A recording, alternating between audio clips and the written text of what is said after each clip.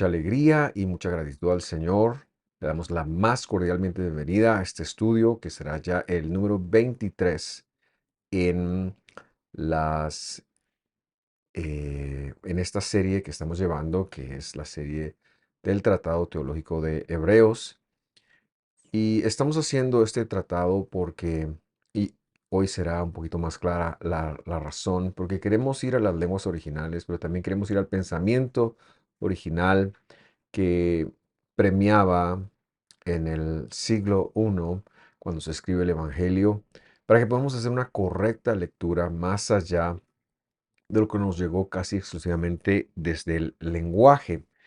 Hoy quiero decir que esta lección será muy contundente en cuanto a cómo se pensó y por qué se pensó de esa manera y por qué nosotros hacemos también esta lectura. Pero antes de empezar, me gustaría invitarle para que usted se suscriba a nuestras redes sociales y para que también se suscriba, valga la redundancia, a nuestro canal de YouTube.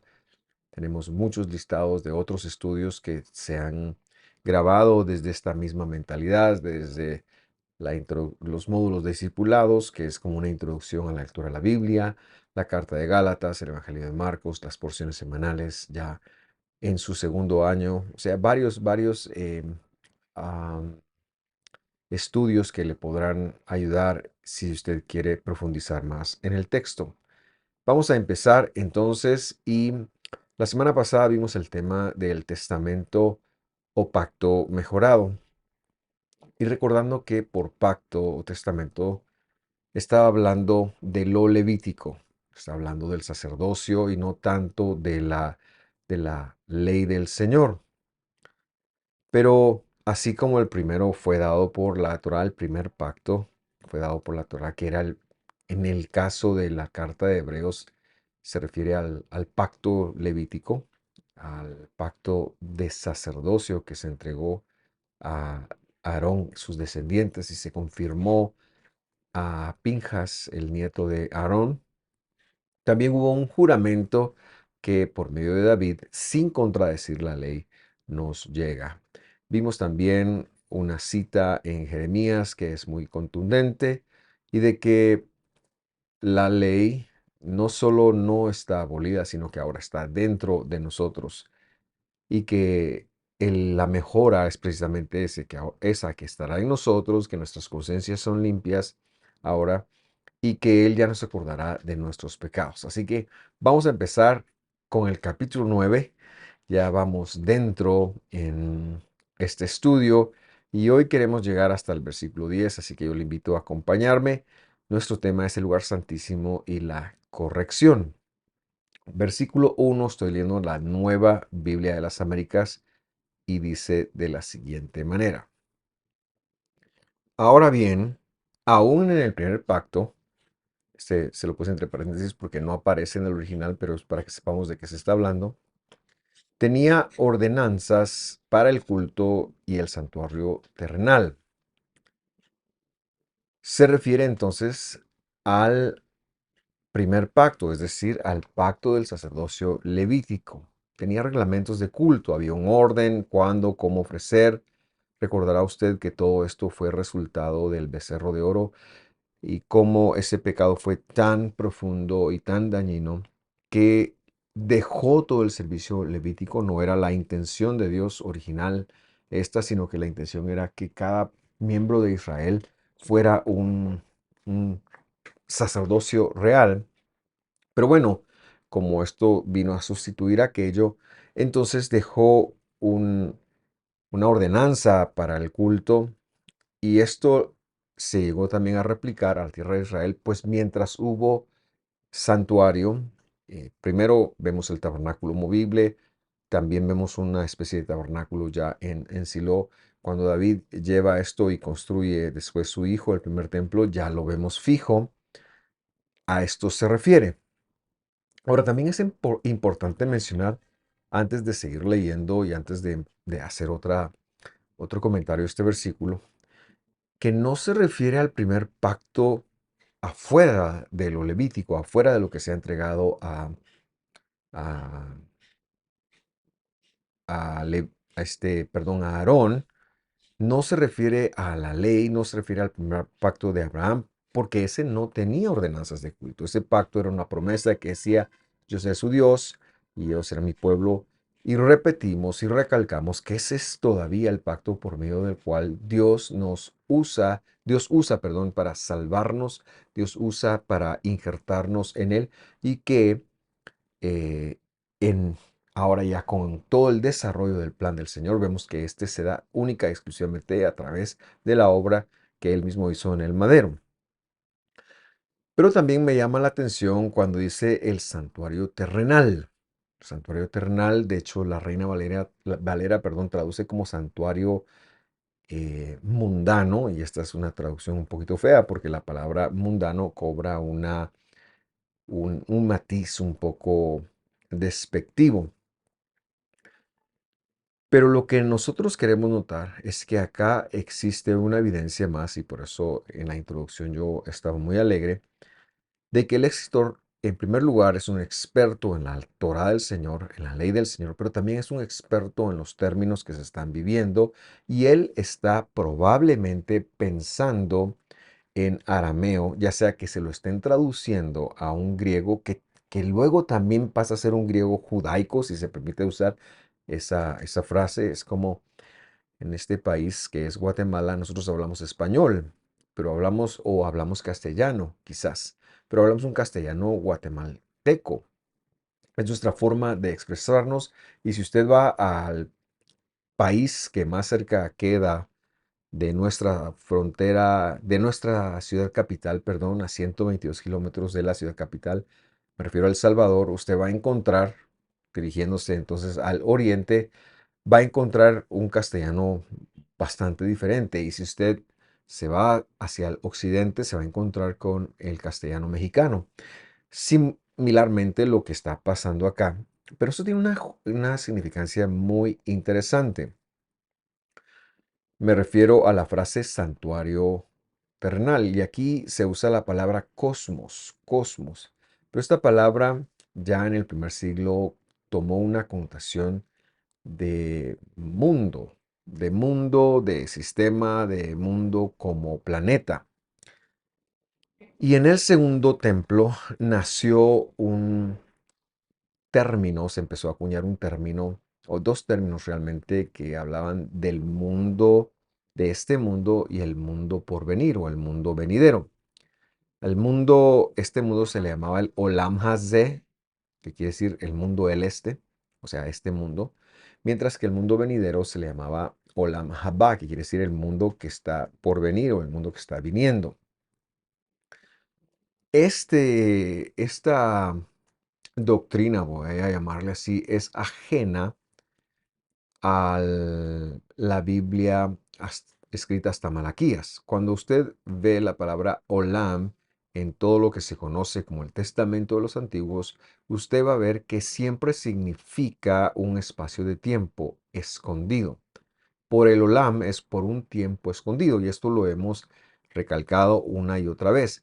Pero en el segundo templo hay un desarrollo lingüístico, hay un desarrollo también teológico, y ya se habla de un Olam Hazeh y Olam Haba. Se empieza a desarrollar, o se empieza a tomar la palabra Olam y se le da un significado de mundo. De hecho, veamos esto recordando un versículo de Hebreos 2:5. Dice, porque no sujetó, perdón, a los ángeles el mundo venidero, es decir, el Olam Haba, el mundo que viene, acerca del cual estamos hablando. Entonces vemos una evolución lingüística de la cultura que el Evangelio se está aprovechando para decir, volviendo al primer versículo que leíamos, el 9:1, un santuario de este mundo, un santuario físico, pero que la connotación está siempre en lo que es y lo que ha de venir. Es como nosotros los creyentes del siglo XXI, cuando hoy nos referimos cuando el Señor regrese, a la venida, a la resurrección de los muertos. Ese es el mundo por venir, ese es el Olam Haba, mientras el mundo que vivimos de igual forma y que hemos estado viviendo por miles de años es el mundo Hazé, es decir, este mundo. Pero a mí se me hace tan importante ver cómo esta cuestión que era propiamente judaica del primer siglo, que pertenecía al templo, se registra en el Evangelio y se registra en griego y nos llega para dar una luz a lo que se está refiriendo. El santuario, es decir, el tabernáculo, entonces, era de este mundo, es lo que está diciendo, y tenía ordenanzas para este mundo. Sigamos leyendo el versículo 2. Porque había un tabernáculo, dice, preparado en la parte anterior, en el cual estaban el candelabro, la mesa y los panes consagrados. Este se llama el lugar santo. Y el escritor, con un conocimiento profundo de la escritura, ahora va a hablar de lo que componía, como está hablando del primer pacto, y repetimos, el primer pacto nada tiene que ver con la ley, todo tiene que ver con la ley levítica, con la ley arónica, con la ley sacerdotal, ¿verdad? Entonces, como está hablando de ese mundo, ahora va a decir, miren, había un tabernáculo, tabernáculo quiere decir tienda, y había en esa tienda había la primera parte, la parte anterior, es decir, la tienda abarcaba la parte anterior y la parte posterior, que ya leeremos cuál es. Pero en la primera parte estaban el candelabro, la mesa, los panes consagrados. Y vemos entonces, confirmamos también que nuestra interpretación del primer pacto, como todo lo que tiene que ver con el asunto sacerdotal y no con la ley del Señor, es correcta. Pues este pacto tenía una tienda, dice, y no vemos que eso se le legislara, por ejemplo, a Abraham, a otra persona. No, esto es completamente de los sacerdotes. Ahora, aquí dice, este primer lugar, este se llama el Hagia. Hagia. Y Hagia quiere decir en griego el santo. El santo o el lugar santo es una referencia entonces al lugar santo que era el lugar a donde cualquiera de los sacerdotes podían entrar. Pero luego va a describir el siguiente lugar y para ello leemos el versículo 3. Y detrás del segundo velo había un tabernáculo llamado el lugar santísimo. No me canso de decir que este es un escritor versado en la escritura. Pero luego vemos en las palabras lugar santísimo unas palabras, valga la redundancia, que no se entenderían en ningún otro contexto, no se entenderían en Grecia, no se entenderían en Galacia, no se entenderían en Roma, no se entenderían en ningún lugar del Imperio Romano en donde se hablaba griego. ¿Por qué razón? Porque para describir el lugar santísimo dice Ahagia Hagion, y esto es santo de santísimo.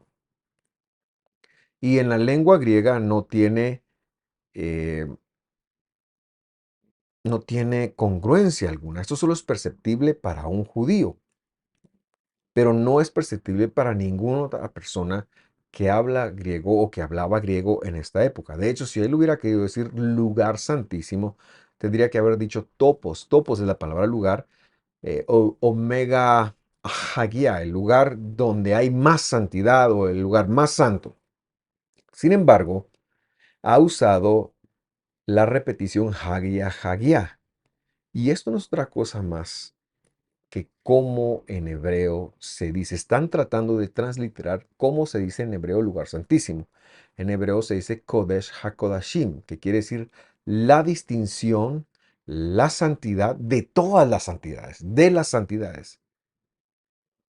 Y entonces proclamamos aquí, y esta es la razón de no nos cansamos de enfatizar, que el Evangelio, lo que se llama el Nuevo Testamento, aunque los manuscritos que tengamos todos, los más auténticos, los más antiguos, son en griego.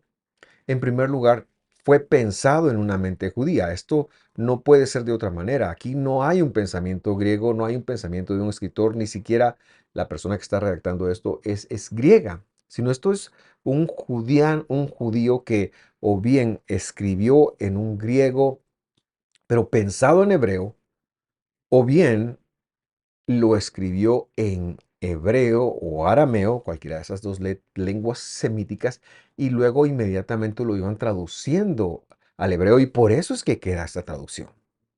Esto es impresionante. Y queremos declarar que así es como se lo ha de entender al Evangelio si se lo quiere entender correctamente. No llegaremos a una buena comprensión del Evangelio si lo único que hacemos es ir a ver el significado de las palabras griegas y quitamos de en medio la mentalidad hebrea, la mentalidad judía, el arameo, el hebreo, porque no fue escrito de esa manera. Sin embargo, en el mundo occidental así se lo ha visto y por eso es que hemos llegado a pensar que el texto está diciendo cosas que no dice. Pero el escritor es a todas luces un judío del primer siglo que, como mencioné, está escribiendo, está hablando o está hablando en arameo o está hablando en hebreo y tiene un copista que lo está registrando en el idioma que está hablando y luego alguien que lo está traduciendo. Eso es una posibilidad. Y la otra posibilidad es que lo está registrando, está hablando en idioma semítico, ya sea arameo o hebreo. Arameo porque era el idioma que se hablaba en Judea en el primer siglo, que es un hermano del hebreo. Hebreo porque también se usaba para términos de liturgia, de comunicación y de teología. Pues o lo está hablando así y se está escribiendo en ese idioma y de allí hay una tercera persona que lo está traduciendo simultáneamente al hebreo. El versículo 4 nos llega a decir qué era lo que contenía entonces el lugar santísimo. Y lo leemos, dice, el cual tenía el Hagión, es decir, el Kadosh HaKedoshim, perdón, Kodesh HaKodashim. Dice, el cual tenía el altar de oro del incienso, recordará usted, todo esto está en Levítico, de ahí lo obtuvo, y el arca del pacto, cubierta toda de oro, en la cual había una urna de oro que contenía el maná, la vara de Aarón que retoñó y las tablas del pacto. Quiere decir, está describiendo las cosas que estaban allí. Había una un altar de incienso, donde se quemaba el incienso en el día de Yom HaKippurim, y había la famosa arca. Pero sigamos leyendo. Verso 5 dice así: sobre el arca estaban los querubín de gloria que daban sombra al propiciatorio. Yo le puse ahí cómo se llama en hebreo, caporet. Pero de estas cosas no se puede hablar ahora en detalle. Ahora este versículo nos da muchas cosas que decir y quiero ir de una forma ordenada. En primer lugar, se va a centrar en el arca, la cual arroja muchos misterios incluso hoy en día. ¿Qué pasó con el arca después del año 586? Porque ya el Talmud registra que en el segundo templo no había arca, lo que había era una especie de piedra ahí. Pero el arca siempre ha tenido un mensaje mesiánico y vamos a ver cuál es. La palabra querubim, que vio usted allí, querubines en griego, o querubines traducen al castellano, es querubim. Es decir, que el escritor, traductor al griego, ni siquiera hace un esfuerzo por explicarla, sino que simple y sencillamente pone la palabra querubim. Esa no es una palabra griega, es una palabra hebrea. ¿Y qué es un querubim? Un querub, singular querub, querubim plural, son seres de fuego o bien seres flameantes que son guerreros de Dios. Son seres espirituales al servicio de Dios, pero son corpóreos, pero son espirituales. Y fueron estos precisamente a quienes se les encomendó a guardar el camino para el árbol de la vida. Y esto lo registra Génesis y me gustaría que lo leyera conmigo. Génesis, le puse el nombre en hebreo Bereshit 3:24. Dice la Biblia que Dios expulsó pues al hombre y al oriente del huerto del Edén puso querubim, es decir, dos de estos seres, y una espada encendida que giraba en todas las direcciones para guardar el camino del árbol de la vida. Ahora, cuando se lo lees solo así, con los ojos nuestros, podremos pensar, ¿por qué Dios no querría que nosotros estuviéramos en el jardín del Edén? Pero lo que tenemos que entender y saber es que fue misericordia de Dios haber expulsado a esta criatura que ahora tenía la muerte en sí misma, que había fallado, que había pecado y que se había convertido en una criatura corruptible. Era misericordia, era gracia de Dios expulsarla del huerto, en lo que se buscaba todo el mecanismo que después la Biblia narra para venirlo a salvar, ya que nada que no es apartado, o kodesh, o santo para el Señor, puede existir frente a Dios. Es decir, si nosotros intentamos ingresar a donde Dios está, en este caso el huerto del Edén, eso nos hubiera consumido. Así que los querubim están a la entrada como un disuasivo para que el hombre diga, no, mejor allí no entro porque puedo morir. Porque si lo hiciese, moriría indefectiblemente y dejaría de existir. Es que no solamente moriría, sería completamente desarraigada su memoria, su existencia completamente, porque nada puede relacionarse con la santidad de Dios. Pero aquí vemos a estos dos querubín y hay nuevamente, lo que está ocurriendo en el arca es un modelo de todo el santuario. Y es que como hemos visto, el santuario, o leeremos incluso, era un modelo, era algo que estaba lanzando un mensaje, pero un mensaje mucho más profundo. Y es que en la división también de entre el lugar santo, del lugar santísimo, habían unas cortinas. Y en esas cortinas habían grabados dos querubín. Y los querubín estaban allí para recordarle a los sacerdotes que no podían atravesar ese velo, que el único que podía, y una vez, es decir, un día al año, porque ingresaba varias veces, era el ministro principal, es decir, el sumo sacerdote. Esta es la razón por la que, por ejemplo, los dos hijos de Aarón mueren cuando ofrecen fuego extraño, porque ellos entran y traspasan este protocolo de seguridad. Pero aquí vemos que también se los coloca sobre el arca. De hecho, no está sobre el arca, sino está como está pegado a una especie de recipiente, tapadera, que en castellano le pusieron propiciatorio, pero que en hebreo esta palabra es caporet. Y la palabra caporet viene de kippur, de kafar, que quiere decir reconciliar. Y entonces lo que tenemos que tener en mente es que cuando el ministro entraba, una vez al año, en las varias veces que entraba, en una de ellas colocaba la sangre sobre este caporet para hacer reconciliación. Ese era un ejercicio que se daba una vez al año. No solamente esto, sino que también cuando Dios le hablaba a Moisés, la voz, dice la Biblia, venía de este caporet, de este propiciatorio, de esta tapadera. El Evangelio hace una revelación impresionante para nosotros cuando dice lo siguiente. Le invito a buscar Primera de Juan 2:22 o a leerla conmigo porque está acá. Dice, él mismo refiriéndose a Jesús es el propiciatorio. Es la propiciación por nuestros pecados. Y no solo por los nuestros, sino también por los del mundo entero. Entonces lo que está diciendo es que el Mesías, o sea, Jesús, era el caporet. La función de él era albergar la sangre y lograr restauración de nuestros pecados.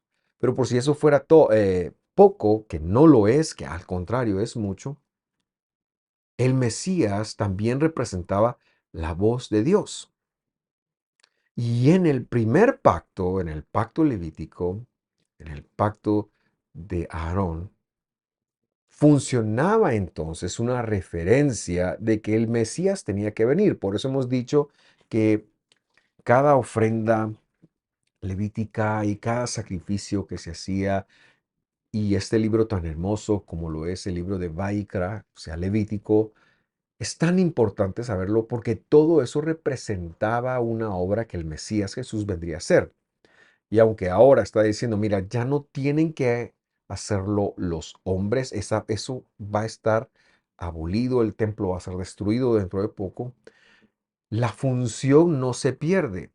Y hay un original, como lo veremos quizás en el estudio próximo, en el 24, hay un original en el cual se va a dar todo esto, que eran sombra y figura de lo que iban a venir, de lo que iba a venir, perdón. El versículo, nuestro versículo de Hebreos 9:5 termina diciendo que ahora no puede hablar de estas cosas en detalle. Quizás porque va a poner un ejemplo dentro de unos momentos, o quizás porque temía ser perseguido por el fariseísmo o por el saduceísmo, perdón, que controlaba el templo. Pero lo que sí es cierto es que deja una idea y deja una sensación que en este mismo capítulo va a cerrar.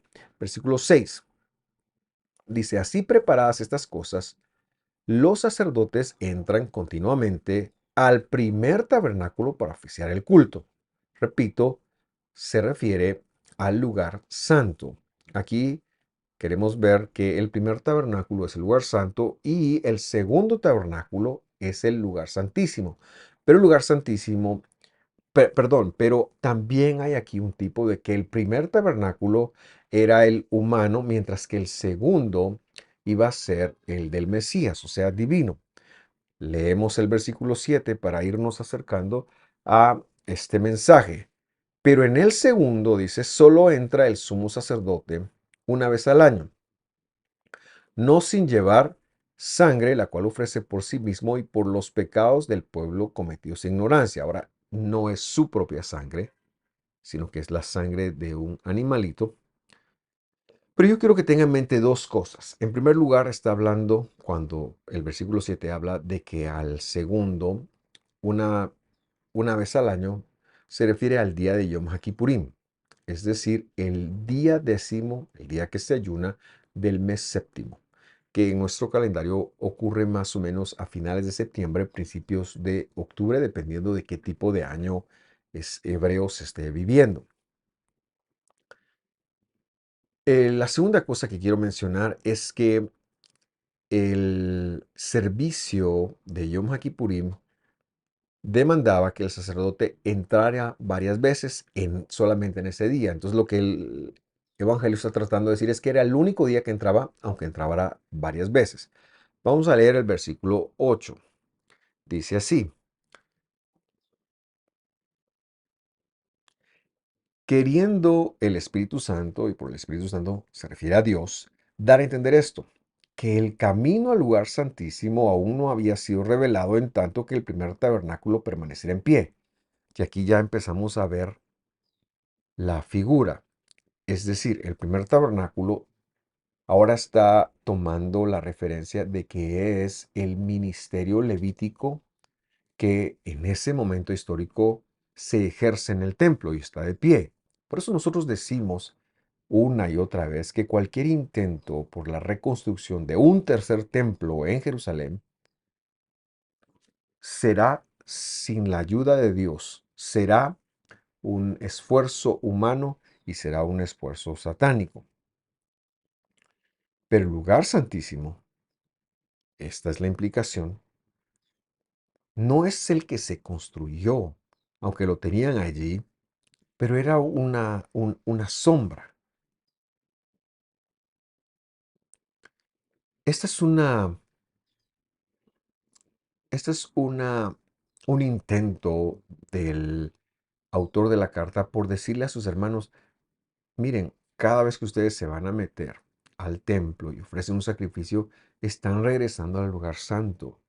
Él está a punto de develar que el lugar santísimo tiene que ver con Jesús, tiene que ver con la obra de Jesús.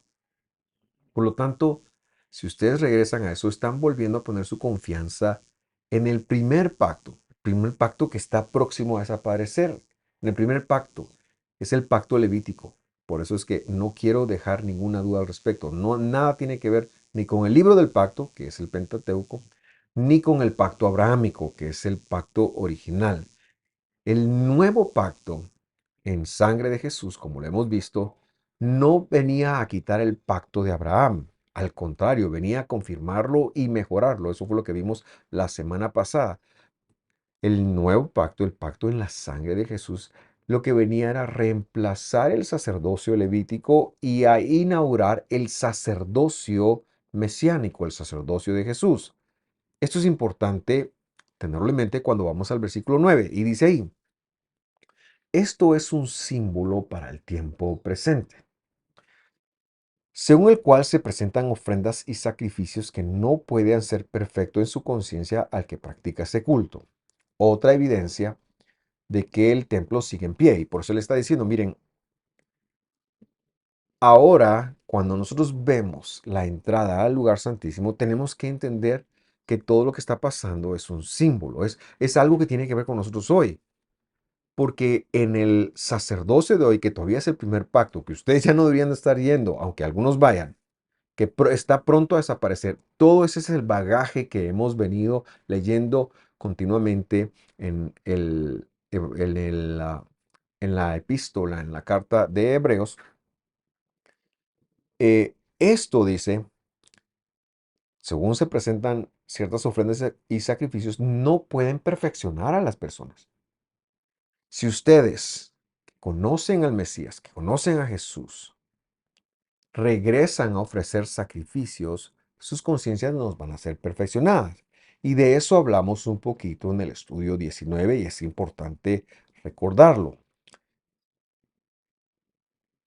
El primer pacto, o sea, el ministerio levítico, el ministerio arónico, no puede hacer perfecto al hombre, al humano, en su conciencia, a nadie que oficie, a nadie que lleve. Por eso es que ese intento desmedido de levantar un templo nuevamente, de pensar que el Mesías viene a levantar un templo nuevamente, no es bíblico, porque no hará perfecto a nadie. De hecho, dice que ese sacerdocio es un símbolo y la palabra que se usa acá es una parábola muy conocida para nosotros en el siglo XXI. Es la palabra parábola, que es una figura para este tiempo. Pero la perfección no viene por ese sacerdocio. ¿Y cómo viene la perfección? Como lo veíamos nosotros, es por medio del sacerdocio del Mesías, que es según Melquisedec. Y por eso recordamos la definición de perfección que vimos en este estudio 19.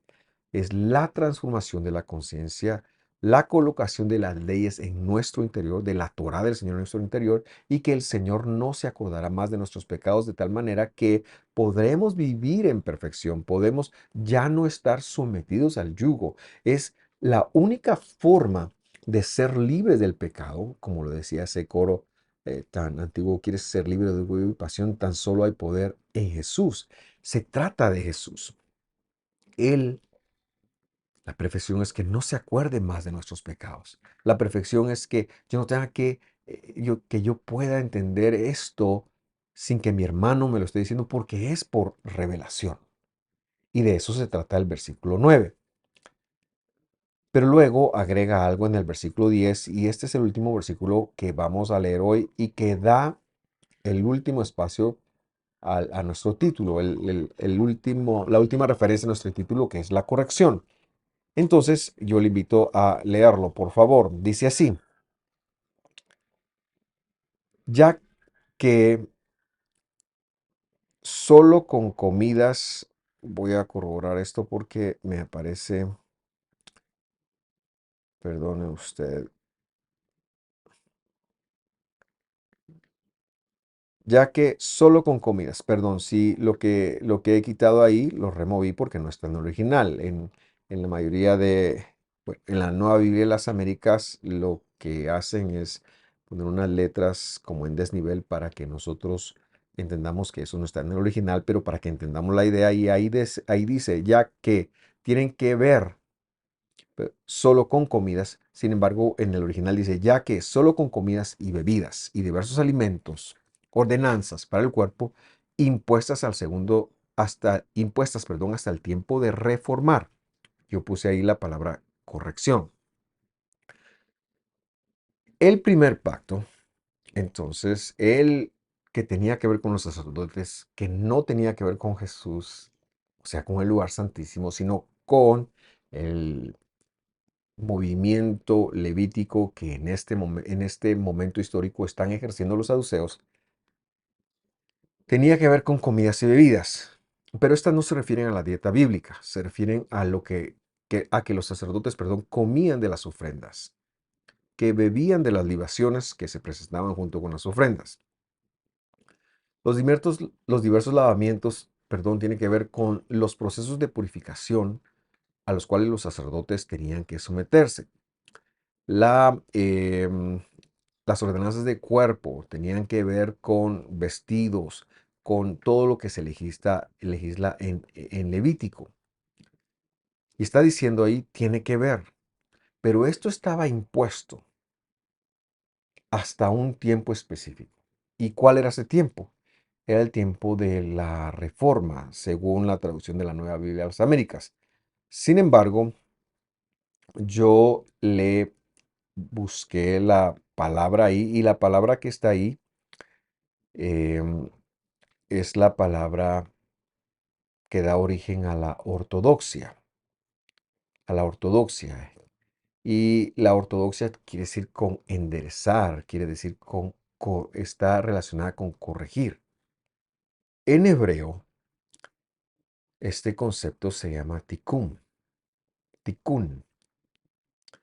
Pero cuando decimos este concepto lo hacemos con mucho cuidado, porque en el judaísmo de hoy, especialmente en la cábala del judaísmo, que si usted está seducido a ello, déjeme decirle que no es la voluntad de Dios, no es la voluntad del Mesías, está jugando con fuego. Pero en la cábala se enseña que si todos hacemos buenas obras, estamos haciendo el tikkun, es decir, estamos haciendo la corrección. Si leemos el Zohar, dicen ellos que es un comentario rabínico del Pentateuco, pero que los cabalistas se lo tomaron como la Biblia cabalística, pero no lo es, sino es un comentario de la Torá que tiene cosas muy interesantes y que está escrito en arameo. Dice, si lo leemos, vamos a hacer tikkun del mundo, vamos a corregir el mundo. O sea que ellos están diciendo que la corrección va a venir de modo que o en la medida en que nosotros nos asociemos con otras personas para hacer el bien. Y nosotros decimos que podrían reunirse todos los ricos del mundo, dar su dinero, pero que el problema persistiría. Podríamos vivir en un mundo sin pobres, pero seguiríamos teniendo un mismo problema. ¿Y cuál es ese problema? Que al morir nos descompondríamos, que al morir nos haríamos corruptibles, regresaríamos a la tierra de la cual fuimos tomadas. No, el Evangelio está aquí para enseñarte que el tikkun, la corrección de todas las cosas, tiene que ver con la obra del Mesías. Y ese es el lugar santísimo. Por supuesto que la completa manifestación de esto está reservada para cuando Él regrese, porque es hasta ese momento en donde nosotros vamos a perder nuestra corruptibilidad. Pero si morimos antes de que Él regrese, perdón, ya lo haremos con la semilla de la resurrección, ya lo haremos sabiendo que nos vamos a levantar, que la corrupción para nosotros es un asunto temporal. De tal manera que cuando nuestro sumo sacerdote, como lo veremos la próxima semana, entre a ofrecer con su propia sangre, él empieza el ticún de este mundo. Pero el ticún de este mundo, es decir, la corrección de este mundo, la logra Él con esa reconciliación que Él hace por nosotros, porque nos reconcilia con Dios, nos reconcilia de estar peleados con Dios. pero a su vez borra nuestro pecado. El Mesías, nuestro Redentor, que está en el Olam Haba, es decir, en el mundo por venir, por decirlo de alguna manera, está en nuestro futuro, porque Él va a venir de ahí. Ha entrado en ese lugar, pero Él desde ahí ya está trabajando en las conciencias de todos aquellos a quienes Él llama. Y todos estos ya están viviendo Tikkun. Nosotros vivimos Tikkun cuando recibimos el perdón, cuando recibimos la restauración, cuando el pecado que nos ata, que nos mata, ya no nos domina. No hay tikkun, no hay corrección sin la obra del Mesías. Y su obra es la única que genera una esperanza para este mundo, que genera una transformación para este mundo. Claro, como he mencionado hace algunos instantes, la completa manifestación de esto se dará cuando Él regrese. Pero yo lo invito a leer usted el, el Evangelio, es decir, este tratado teológico de Hebreos con esta mente, que Él es nuestro sumo sacerdote, está en el lugar santísimo con su sacrificio. La próxima semana continuaremos. Este es uno de dos temas, ¿verdad? Se llama el lugar santísimo y la corrección. Pero la próxima semana ya lo cerraremos. Yo quiero dejarlo acá, no sin antes recordar una voz de Pablo que dice lo siguiente, 2 Corintios 5:17. De modo que si alguno está en el Mesías, Cristo Jesús, nueva criatura es decir, ya vivió la corrección. Ya no está, ya no es esclavo del temor, dice una canción, pero realmente es esclavo del pecado, debería ser. Las cosas viejas pasaron. Ahora están siendo hechas las nuevas. Yo le agradezco por sintonizarme. Espero que haya eh, aprendido algo en esta oportunidad. Si tiene alguna duda, déjenos un comentario. Y si este estudio le bendijo, compártalo. Que Dios lo bendiga, que Dios lo guarde. Hasta la próxima. Un fuerte abrazo.